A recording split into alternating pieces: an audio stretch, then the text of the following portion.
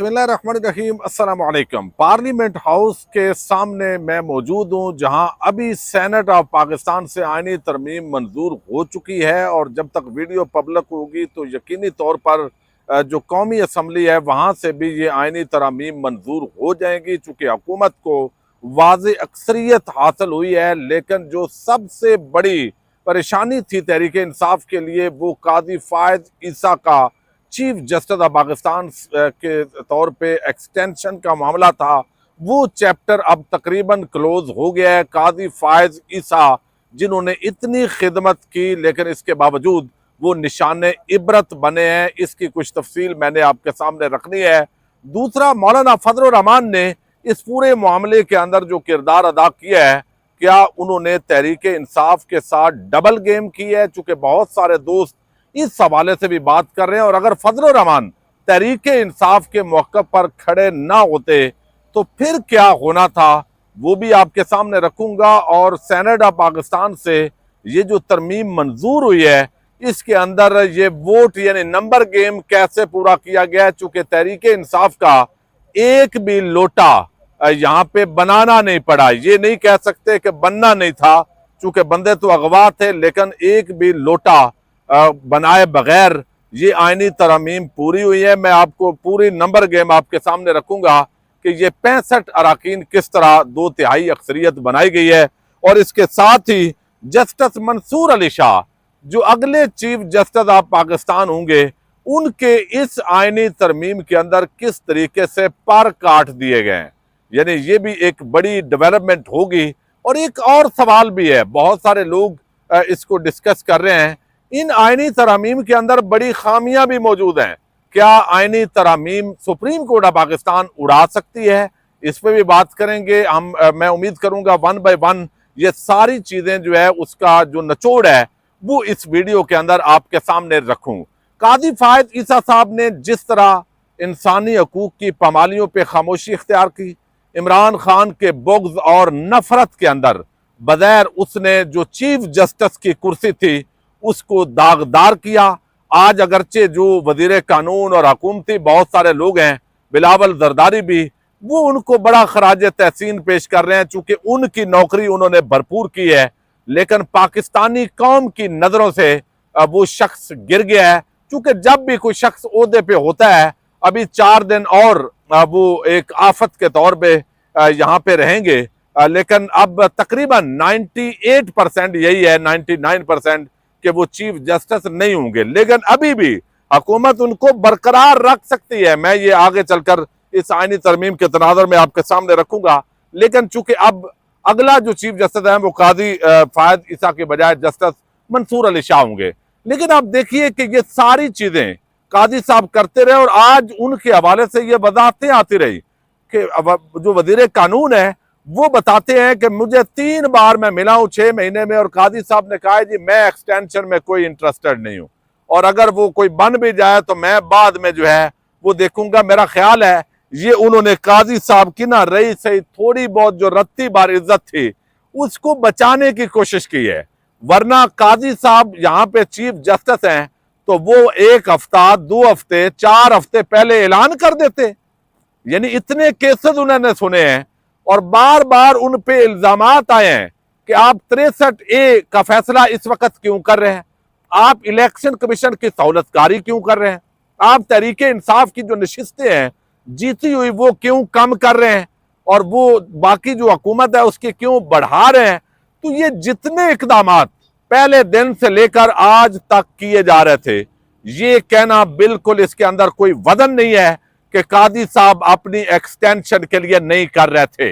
लेकिन जब मुखालफत हुई, जब माहौल बना, जब तहरीक इंसाफ के लोगों ने आवाज बुलंद की, जब पाकिस्तान की आवाम ने देखा और हर जगह पे बयान किया कि ये शख्स लालची तरीन घटिया लेवल पे गिर गया है, नीचे गिर गया है और अब ये जो कुछ कर रहा है अपनी एक्सटेंशन के लिए कर रहा है, और अगर वो एक्सटेंशन ले लेता जुल्म मजीद भी होना था, करता, लेकिन अवाम की नजरों के अंदर वो तकरीबन गिर चुका था।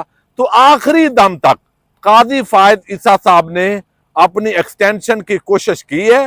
वो मुमकिन है अगले 2-3 दिन भी करें, चूंकि अब जो ये आईनी तरमीम है इसके तहत जो जुडिशियल कमीशन बना है, ये जो जुडिशियल कमीशन है, इसकी फॉर्मेशन और एक जो है वो कमेटी है।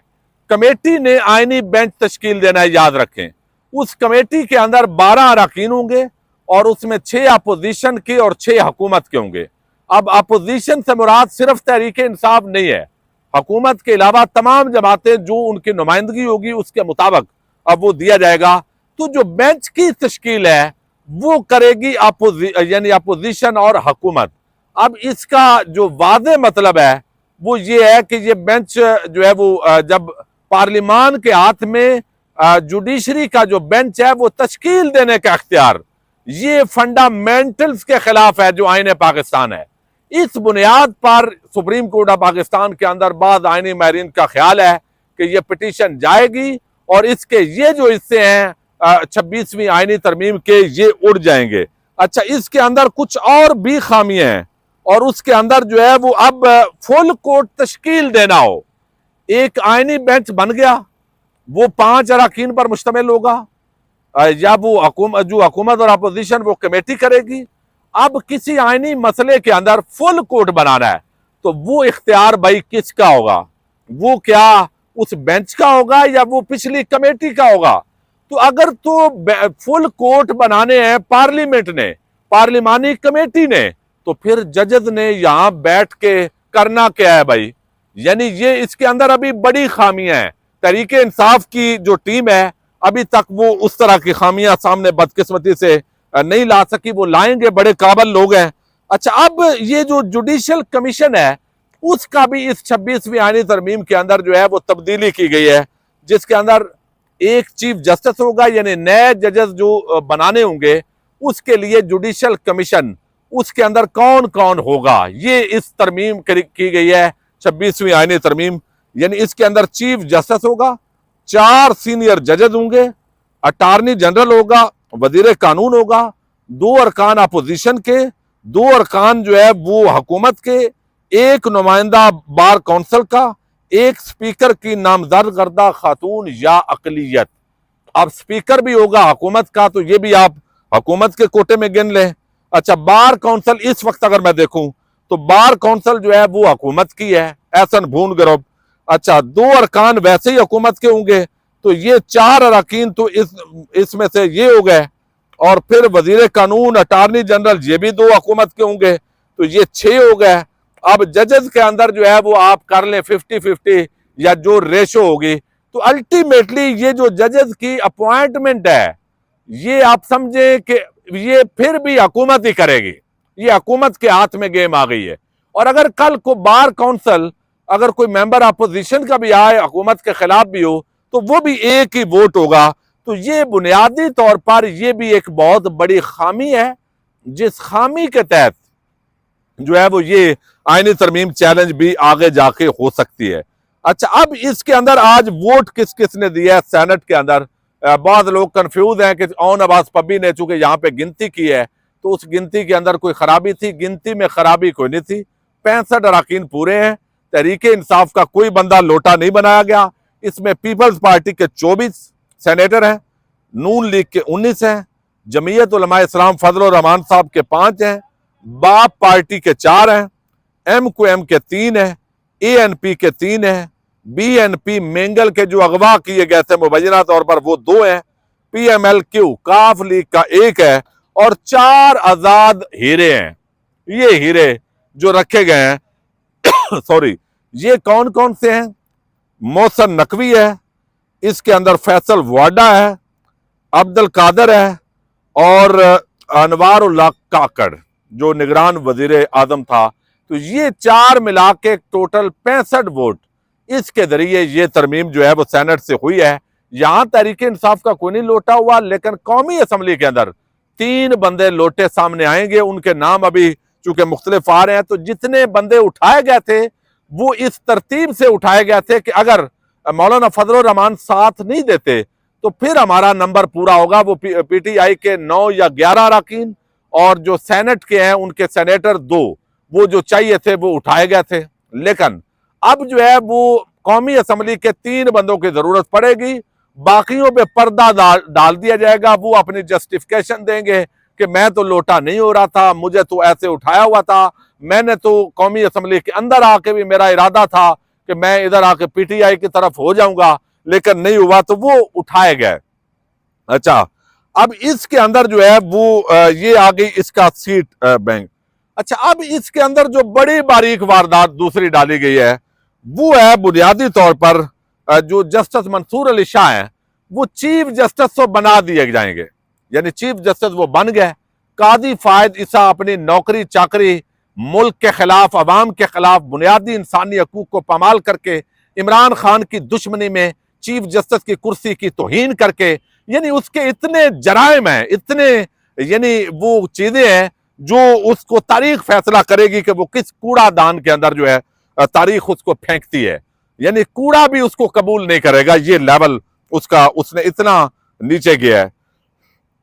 अच्छा, अब मंसूर अली शाह के साथ जो गेम है वो ये हुई है कि एक आईनी बेंच बनेगा, और ये आईनी बेंच सिर्फ यहां पे यानी सुप्रीम कोर्ट ऑफ पाकिस्तान का नहीं होगा, चूंकि ये पार्लियामेंट की बिल्डिंग है तो साथ ही आगे चूंकि दरख्त हैं तो सुप्रीम कोर्ट ऑफ पाकिस्तान की भी बिल्डिंग है।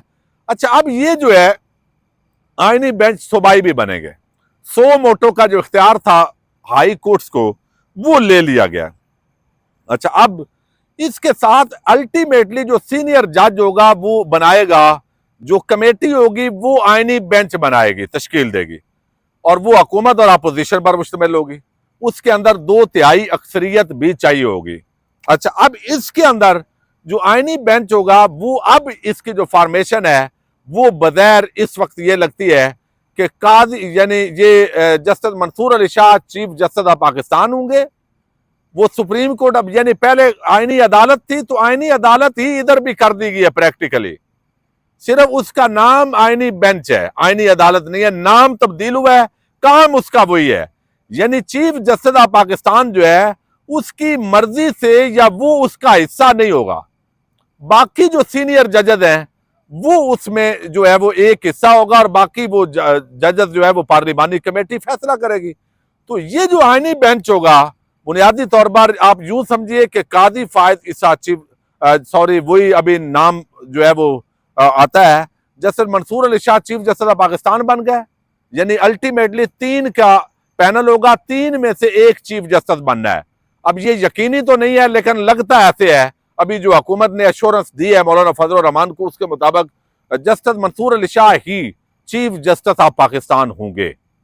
अच्छा, मंसूर अली शाह चीफ जस्टिस बन गए, वरना याहिया अफरीदी भी बन सकते हैं, चूंकि उसके अंदर है वो इख्तियार तो है, 3 का पैनल होगा। चीफ जस्टिस की अपॉइंटमेंट के लिए 3 का पैनल भी इस 26वीं आईनी तरमीम के अंदर है। अच्छा, अब इसके अंदर जो है याहिया अफरीदी, जैसे याहिया अफरीदी, उनको आईनी बेंच का सरबराह बना दिया जाएगा। तो अमली तौर पर आप देखेंगे आईनी अदालत तो नहीं लेकिन आईनी बेंच के जरिए जो है वो वही फॉर्मेशन बन गई है, वही तरीका बना है जिसके तहत जो है वो सारे अख्तियार तो वो आईनी बेंच के पास होंगे, और जब वो थोड़ी सी आगे पीछे करेगी तो वो बेंच तब्दील भी कर लेंगे। ये कमेटी जो है वो भी काम करेगी जो फॉर्म 45 खुलने पे जो ट्रिब्यूनल्स हैं उनके साथ किया गया है। अच्छा, दूसरी जो बड़ी बात है वो मौलाना फजल रहमान की इतनी तारीफें तहरीक इंसाफ वाले कर रहे हैं। बात तहरीक इंसाफ के लोग कहते हैं जी फजल रहमान है ही ऐसे, उसने ये कर दिया है, तो भाई उसने बहुत बड़ा काम किया है। ये आपको अभी समझ नहीं आ रही, लेकिन जो असल तरमीम थे वो तो बहुत खतरनाक थी। यानी बंदे अगवा शुदा उन्होंने कर लेने थे, और करके उन्होंने कर भी लेने थे, बाकी उन्होंने जजेस को दबा लेना था, चूंकि ताकत है और शुतर बेमुहार है, कोई पूछने वाला नहीं है। अवाम अभी इतनी बेदार नहीं है कि वो बढ़ते हुए अवाम की तरफ जो हाथ है उनको पकड़ सके। एक अच्छा, मौलाना फजल रहमान ने वो जो फौजी अदालतों के अंदर सिविलियंस का ट्रायल और तहरीक इंसाफ पर पाबंदी या इस तरह की जो चीजें थी, वो जिसको कहते हैं ना मैंने जहर निकाल लिया, तो वो जहर बहरहाल निकाल लिया है। कोई डबल गेम कहे या जो भी कहे, फजल रहमान का तहरीक इंसाफ के साथ ये जो मुशावरत है इसका फायदा तहरीक इंसाफ को बहरहाल बहुत पहुंचा है। तो अब देखते हैं आगे क्या होता है, मजीद भी बात करते रहेंगे। पाकिस्तान जिंदाबाद।